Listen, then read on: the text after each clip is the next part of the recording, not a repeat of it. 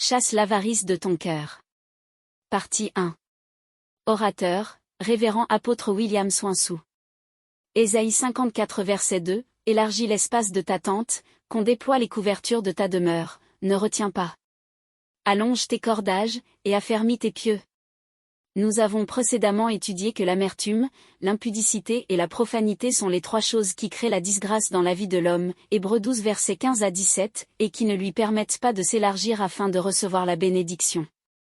Si ces choses se trouvent dans ton cœur, tu ne pourras pas te multiplier alors que Dieu veut te bénir. Tu as besoin de la grâce pour toute chose.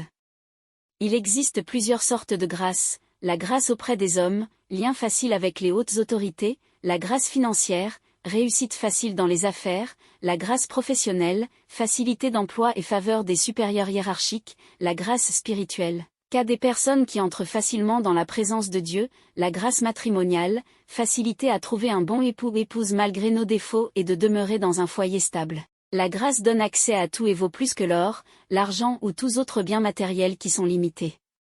Même si l'argent permet de soigner, c'est la grâce qui guérit. Psaume 90 verset 2, la réputation est préférable à de grandes richesses, et la grâce vaut mieux que l'argent et que l'or. L'argent ne peut pas prolonger ou garder ta vie, mais la grâce peut le faire. En effet, Dieu nous exauce non pas parce que nous sommes justes mais à cause de sa grâce. C'est pour cette raison que la Bible dit que la justice d'un homme est comme un vêtement souillé devant Dieu, Ésaïe 64 verset 6. Pour élargir l'espace de tes tentes, il faut avoir un cœur large envers toi-même et envers les autres. La Bible enseigne qu'en réalité l'ancienne alliance était une ombre des choses à venir. Hébreux 10 verset 1, en effet, la loi, qui possède une ombre des biens à venir, et non l'exacte représentation des choses, ne peut jamais, par les mêmes sacrifices qu'on offre perpétuellement chaque année, amener les assistants à la perfection. Cela veut dire que lorsque Dieu parlait d'élargir l'espace de tes tentes dans l'Ancien Testament, il parlait des choses matérielles.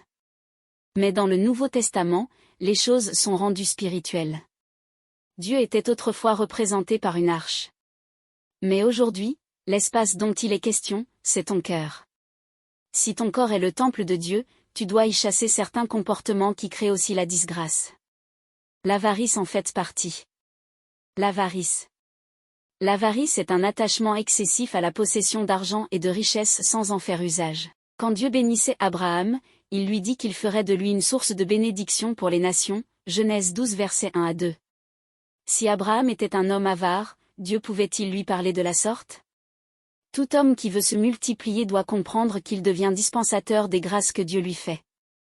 Le dispensateur est celui qui met ses biens à la disposition des autres et qui les partage. Un homme avare ne peut être un dispensateur.